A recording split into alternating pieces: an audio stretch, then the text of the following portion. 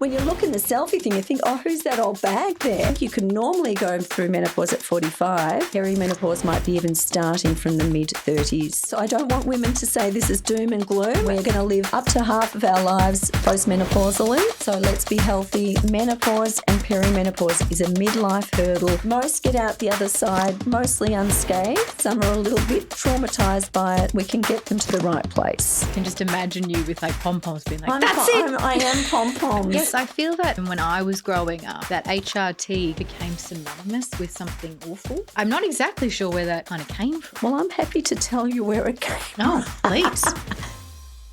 This is Fernwood Unfiltered. It's the podcast for straight up expert-based advice on women's health and fitness.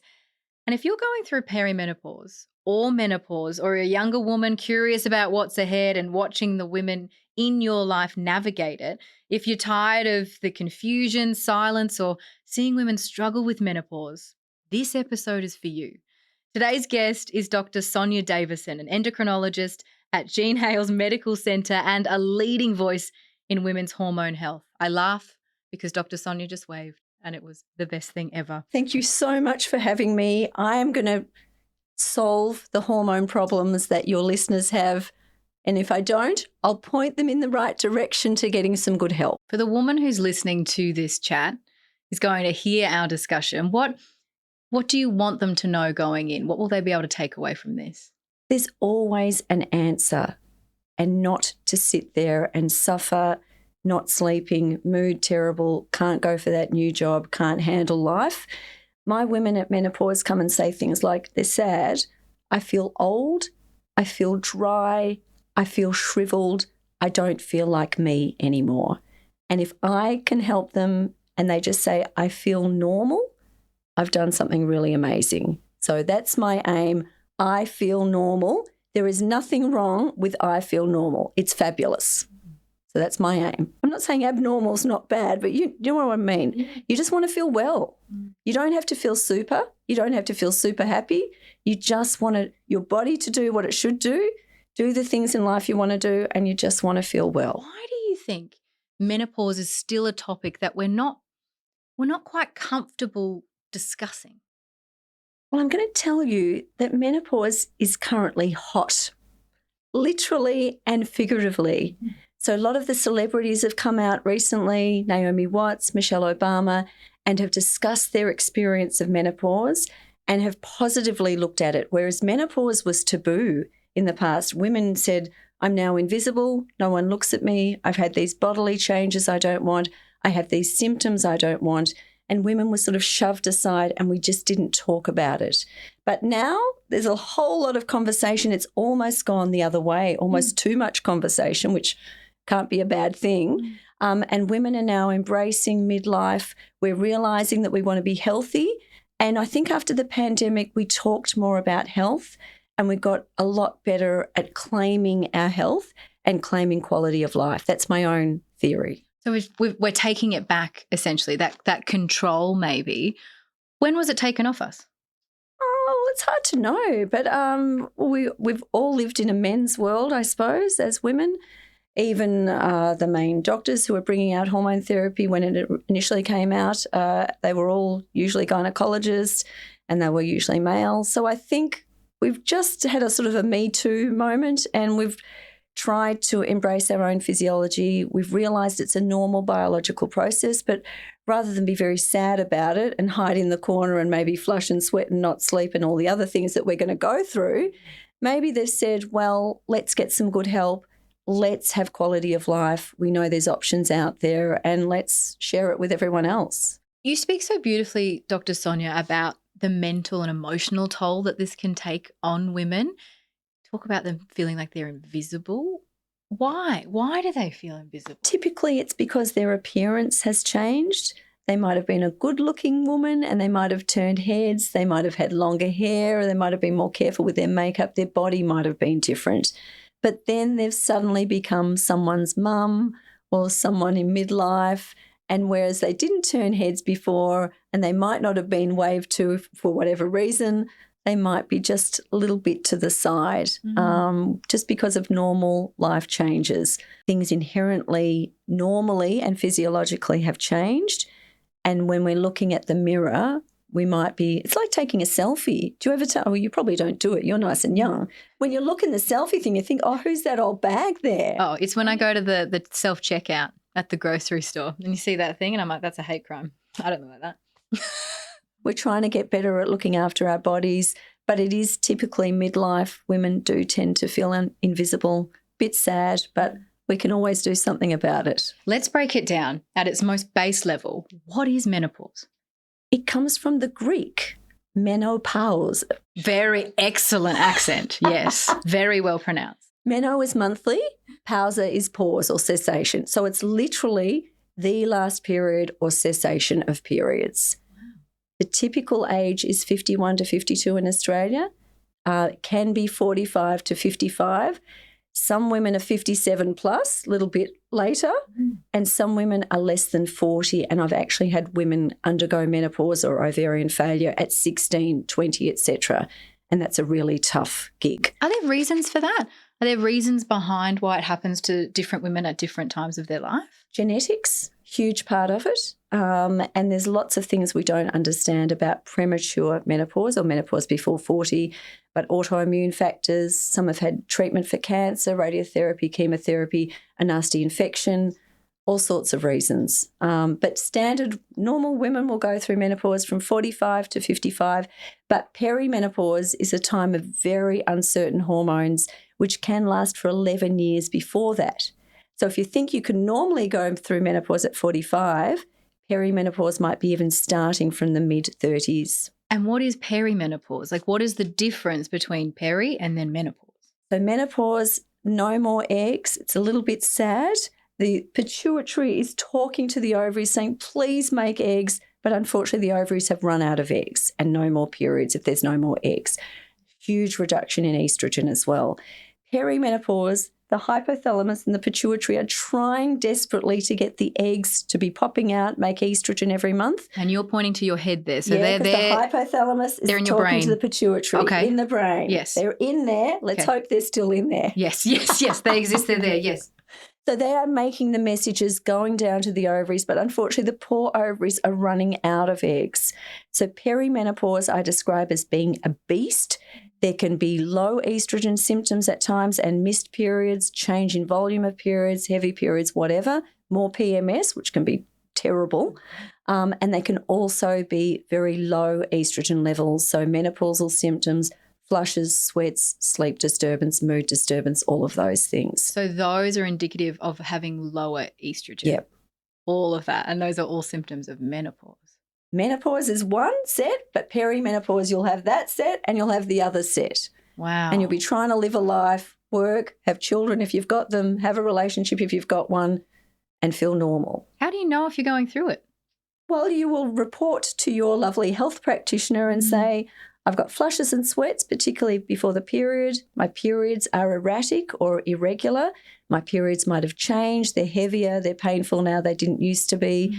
And those other things like aches and pains, sleep disturbance, waking overnight, mood disturbance. It's very common to have anxiety and depression in perimenopause as well. Oh, wow. So that's your body is making you feel that way. I know. And it is normal. But it doesn't feel normal when we have to fit in with this world and its demands. When you say that, do you think that the world, I know that menopause is a hot topic, has become one.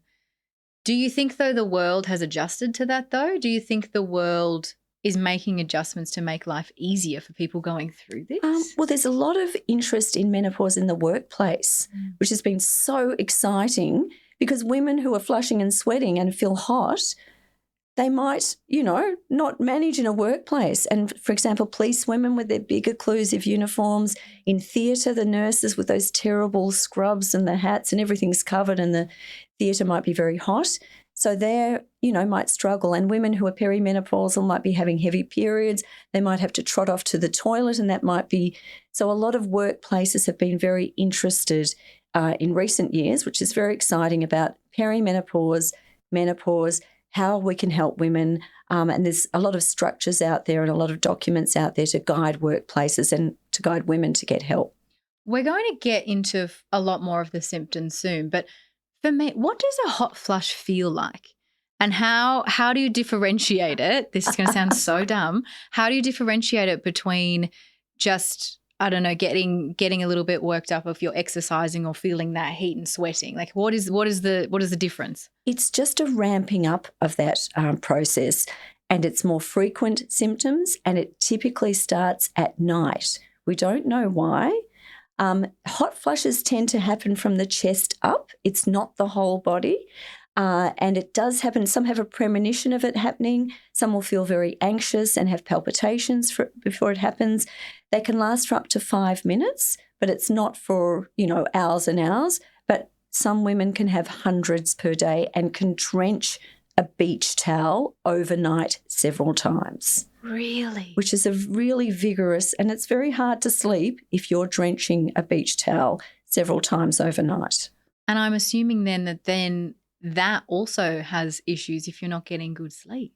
Sleep is exacerbating everything. Sleep is half of perimenopause and menopause, and we do need a good amount of sleep. Research has shown if you sleep less than 7 hours a night regularly, you are at higher risk of things like cardiovascular disease, dementia, etc. So sleep is precious. You know that. I do know that. My time in shift work with breakfast TV, oh my goodness, I'm still catching up. In all honesty, I honestly think I'm still seeing the aftershocks of what that would have done to my body and the systems and everything. What age typically could we start looking out for symptoms of perimenopause? Typically, I use that word for want of a better one. Typically in the mid to late 40s, so 45 to 47. But as I said, if you are programmed to undergo menopause at 50, and if you're going to have an 11-year menopause, it could be even late 30s, but typically not. The main thing to look out for if periods are irregular and erratic, that's the main sign. And when it comes to menopause, how long does that process take? How long are you living through that? Well, it's just a oncer. Okay. Because it's menopause, isn't it? Oh, it's yes. The cessation of periods, the last egg. Yeah. But the symptoms can go on for a long time, and research has even shown that even women in their 60s can still be having moderate to severe symptoms. Really? And some women are just flushes. They just flush their whole life. I've got women in their 70s who just... and they struggle. How many flushes are we talking about? Like, is it a daily thing? Is it a weekly, a monthly? I did a lot of research in this area, and one of my ladies had 1,000 flushes per week. She was counting it for the study. It might be 2 flushes a day. It might be a night sweat overnight. It depends on the bother for the individual. So it is a physiological process. We think that the nerves that control temperature in the hypothalamus just become bombarded when that estrogen is withdrawn, because estrogen is protecting that system, which is really fascinating. And that's why sometimes we will add back estrogen to help the symptoms. When you're going through menopause or perimenopause, you can't lose weight. You can't build strength. Are those things still possible? Can you lose weight? Can you build strength if you're going through perimenopause or menopause? You certainly can, but you need to put a lot of effort into it, and you need to really want it to happen. There was a study that showed that women who did not gain weight around the time of menopause were doing at least 60 minutes of exercise per day. And for your listeners, that's great, because I know many of them will be doing that. But for the general population, they'd be lucky to get 20 minutes per day. So training is important. It's important to keep exercise going, training going, strength training. That'll be good for the mood. It's good for the heart. It's great for the bones, because, of course, we start losing bone density as well after menopause, so that's really tricky. How much? We lose about 9 or 10% around perimenopause. And when you get bone density increases to a peak at around 30, decreases after that, but really slides down after perimenopause. So again, anything you're doing for fitness, exercise, weight bearing will really, at midlife and before that, set a great foundation for going into older life and avoiding osteoporosis, fracture, low muscle mass, all those things. What's going on hormonally or inside that makes us more susceptible to putting on weight during these periods? We think that the net reduction in estrogen, because if you look throughout reproductive life, a woman from 13 to maybe late 40s, etc., will have an average estrogen level of about 400. After menopause, that's 20. Wow. And the average male will have an estrogen of about 150 because their testosterone goes on to make estrogen. So they've got more than the average postmenopausal woman, which doesn't feel fair, does it? No. When the estrogen dive bombs, the metabolic rate also dive bombs. So again, they'll say, I eat the same, I exercise the same, I'm gaining weight, I'm struggling. Whereas before I could just, do a diet for 4 weeks and I was skinny again. It doesn't work like that. And it tends to be around the tummy. And we know that that's an increased risk for cardiovascular disease too.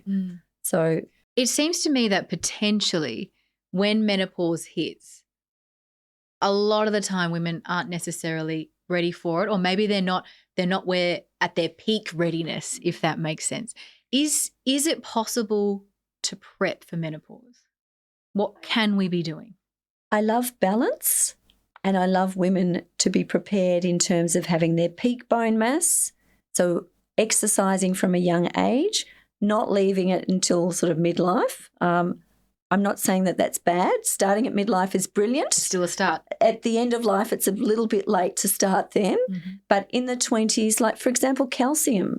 So those who don't eat dairy, just be aware that calcium is the major component of your bones. So it'd be good to have a calcium-rich diet. It'd be good to get into good, program with exercise, to either walk, run, dance, but do that early in life, not again wait until later.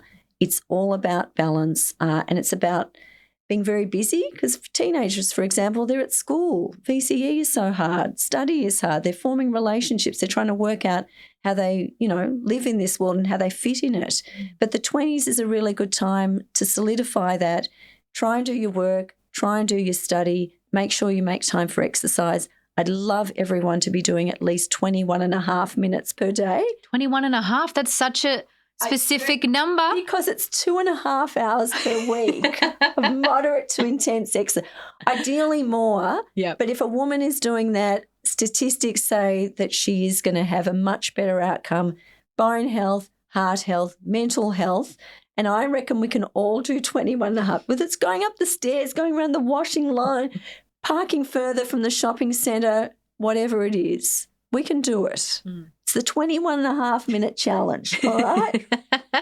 And you can carry that on then into the 30s and the 40s when that's... Start it and keep doing it. Yeah. That'd be nice. Build the habit if you can. Let's take a quick break and we're going to come back and talk about those symptoms in a lot more detail and also the management of them. What about even for our younger listeners as well, though? Is there an age when we should be thinking about this more seriously and educating ourselves a bit earlier? I think it's important to know that there are normal hormonal changes throughout life and even throughout the month if you're not on the pill, not breastfeeding, not having a hormonal disorder. The way I look at it, when women are in their 20s, they're usually studying, getting their careers started, maybe meeting partners. In the 30s, they are solidifying all of those things, maybe still searching for a partner, maybe having children. In the 40s, they're getting towards their peak of their careers. They might be caring for children. They might be caring for older parents as well who are sort of unravelling a bit. And then in the 50s, the symptoms start. So I think it's good to be aware that these hormonal changes will happen and to know that it's normal, natural, and help is out there. But I think women are very busy in the moment, concentrating in a difficult world, and those things are normal for 20 to 30, 30 to 40 and whatever. And life is a challenge as a female. You and I know that. Yeah, we do. We do. How stressful is menopause? Even just as the concept, let alone going through it? There's two sides of it. Some of my women have written beautiful letters saying, I was so pleased I went through menopause. I didn't have to worry about periods, PMS, endometriosis anymore. They have been the bane of my life and they're over. But the other women say, it's the end of my fertility. I feel invisible. My body is changing. I have these symptoms I don't want. And it can be a bit of a disaster. So 20% can have no symptoms. They sail through all of this. 20% can have severe symptoms, can have terrible mood, can be suicidal, almost psychotic, can have severe anxiety, can't function. So it's just like a huge spectrum. And this is all based around your hormones. Yep. So your hormones are making you feel this way. Yep. How? How are they doing this? I think so when we start puberty or when we start having periods, average age 13 or 14, it's a very big learning curve for the hypothalamus, pituitary, ovaries to get it all together. It takes about 3 to 5 years to get it sorted out. Remember, we went through that. Yeah, it's fun times. So many fun times for us, yeah. Tough stuff. And then you get into a zone and you're used to having a particular amount of estrogen and a particular amount of progesterone. And even then it can get pretty tricky because PMS is not easy. No. And the normal hormonal production throughout the month can lead to PMS if you're not on the pill, not breastfeeding, whatever. So then that all unravels around the time of perimenopause, and then the estrogen hits the skids at menopause. It's a tough gig. Being pregnant is also a tough gig. Our hormones are very different then. So women are faced with a lot of hormonal challenges that men just do not have by virtue of their cyclicity and their hormones. Derailing this chat for a second, how would men go if they had to go through menopause? I think it would be a very different landscape. And I think there might be a lot more support, a lot more understanding possibly.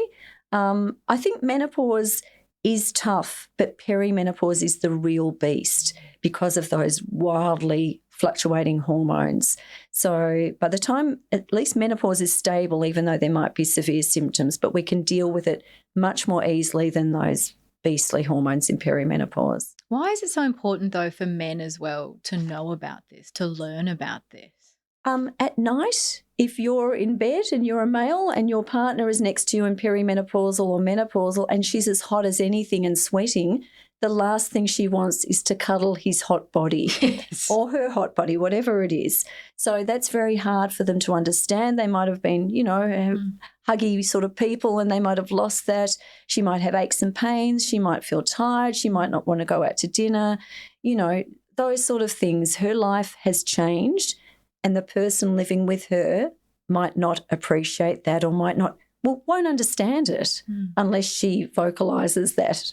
And usually that will be by shouting. Yes. Or sobbing, which is very sad. Yeah.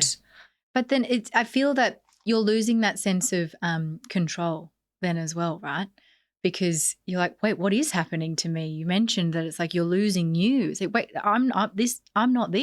Part of this is knowing that this is normal, getting some good education. There's some beautiful info at the Jean Hales for Women's Health website, and there's lots of other good information. It's just trying to pick the good information out because there's lots of information and the so-called experts aren't always experts. You've got to really look for a trusted and valued evidence-based source of information. And just for women knowing that they're normal, and when I give them the info sheet about perimenopause and say this is normal, they sort of say, oh, that's a huge relief.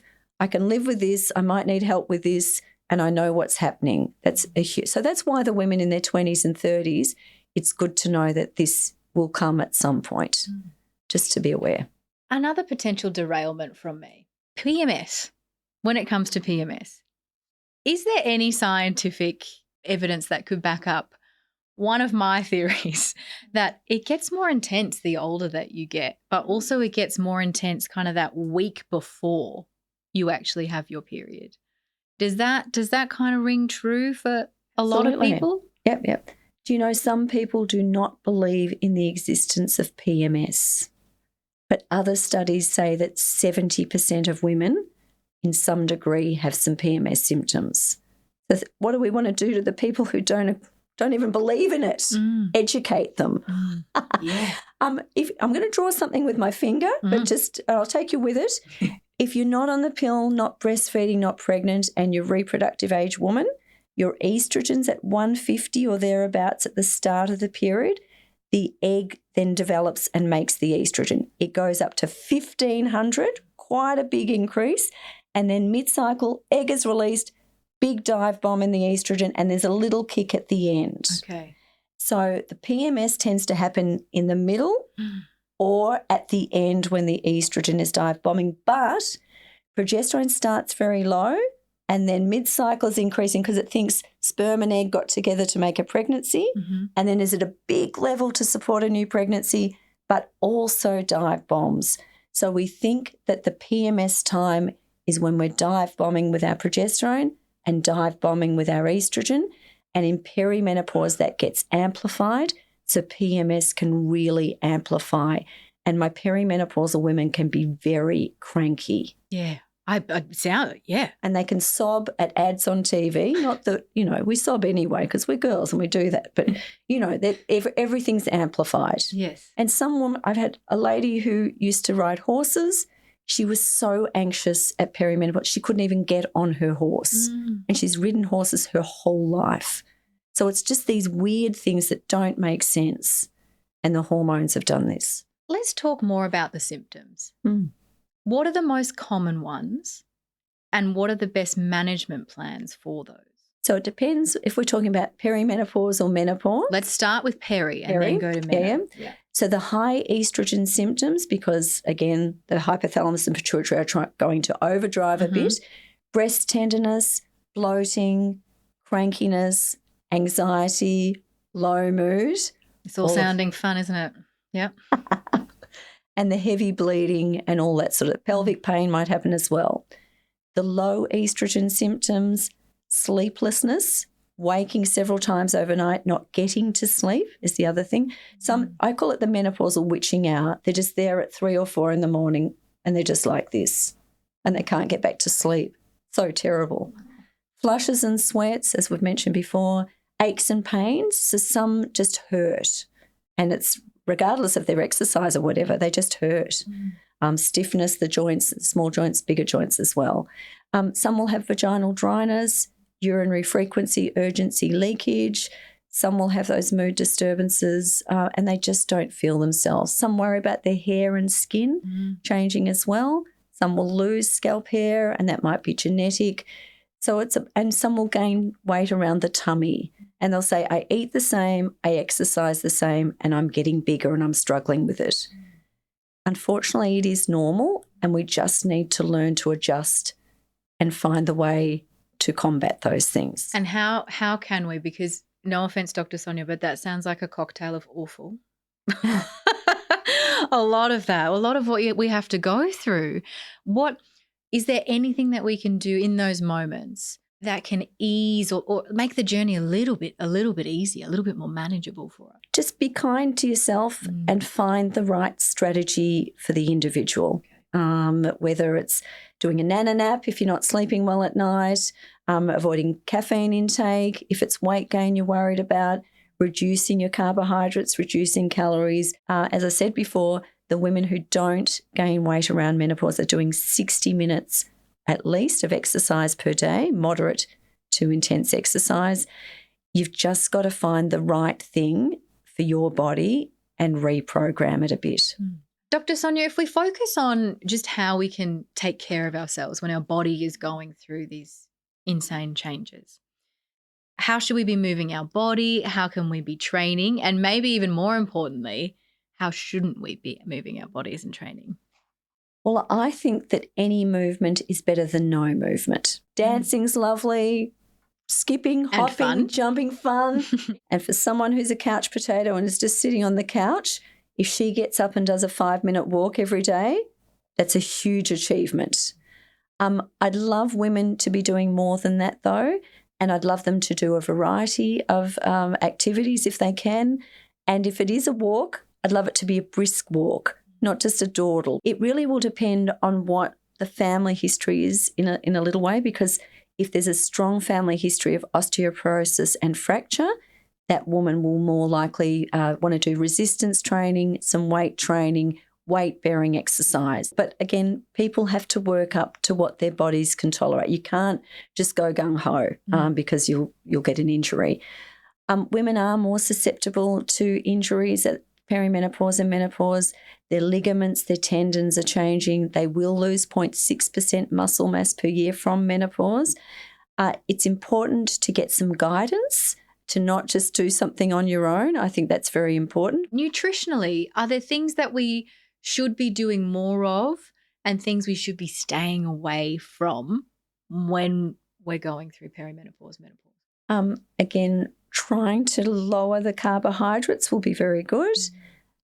Eating more plant-based food is important. And if we're having meat, which is important for iron, especially if we're bleeding out from heavy periods, lean meat, and just focus on not being too extreme. So I think people do need meat within their diet if they're having a vegetarian or pescatarian diet, to make sure they're getting adequate iron, to make sure they're having adequate vitamin B12 as well, again, through food sources. Calcium is important. It would always be wonderful for our weight to remove too much sugar, so just keep that to a minimum. Caffeine is not good for bones. So if you're having 1 or 2 a day, that's fine. If coffee, 5 or 6 a day can have a detrimental effect on your bone density. Asian women, for example, overseas, not in Western countries, they tend to have more shoulder girdle aches and pains and not the typical flushes and sweats. And we think that's because their diet is protecting them. So there are phytoestrogens in plant foods, soy and linseeds and things like that.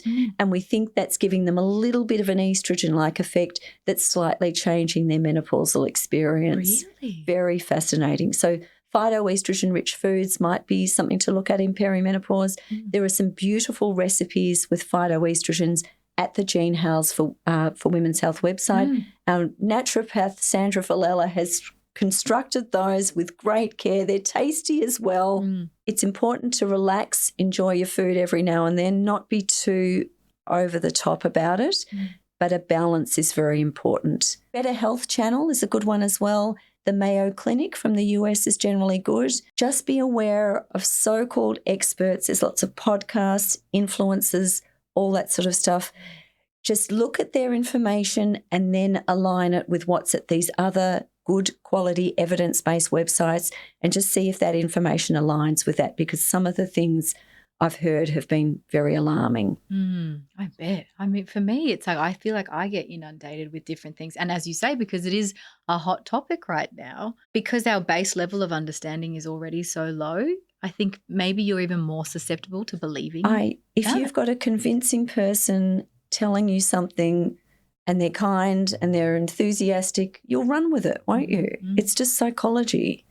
But you've just got to be safe. And again, I think the thing is, get to your trusted GP. If you're not happy with your GP, get to a women's health GP and just talk to them about it. Dr. Sonia, if we focus on just how we can take care of ourselves when our body is going through these insane changes, how should we be moving our body? How can we be training? And maybe even more importantly, how shouldn't we be moving our bodies and training?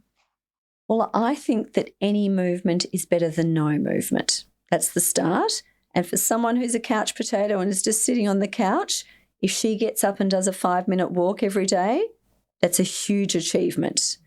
I'd love women to be doing more than that though, and I'd love them to do a variety of activities if they can. And if it is a walk, I'd love it to be a brisk walk, not just a dawdle. But again, people have to work up to what their bodies can tolerate. You can't just go gung-ho because you'll get an injury.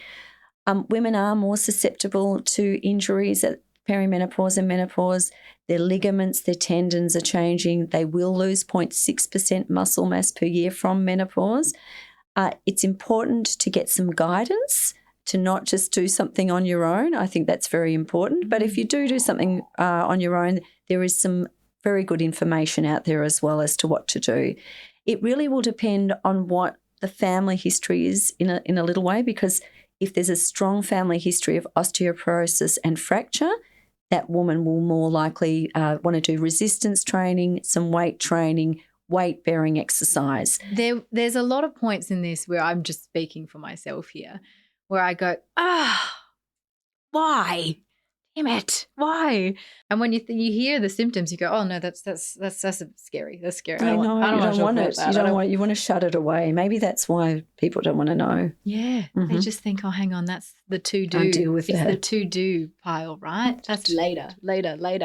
And they keep thinking it's later when it's happening. How do you work with your patients to kind of get that mindset to shift a little bit? You've just got to make it work. And the why is very tricky, but I think women are given this challenge because we can do it. I reckon we can do it, but we've just got to be supported and we've got to find the way forward to do it. Yeah, the support. So it's not all doom and gloom. It's about support. It's about your friendly trainer. It's about getting some nutrition advice. It's about just looking at your body, knowing what you want and what you don't want, and making it happen for you. Will women find themselves again? If they're going through it, if they're in the throes of it right now and you say, you know, they're feeling invisible, they're not sure who they are they going to find them again? It's like a hurdle. This is a hurdle, and women will jump the hurdle. They've jumped every other hurdle in life. Sometimes we've fallen. Sometimes we've picked ourselves up. Sometimes someone else has picked us up. But menopause and perimenopause is a midlife hurdle. Most get out the other side mostly unscathed. Some are a little bit traumatized by it, but again, we can get them to the right place. Do you feel as well part of that is that we kind of, and not to get too woo-woo and deep here, we become invisible to ourselves? Yes, I think that's a good answer to it. Yeah, we've lost ourselves. We're a different person. We've known ourselves for a long time in life.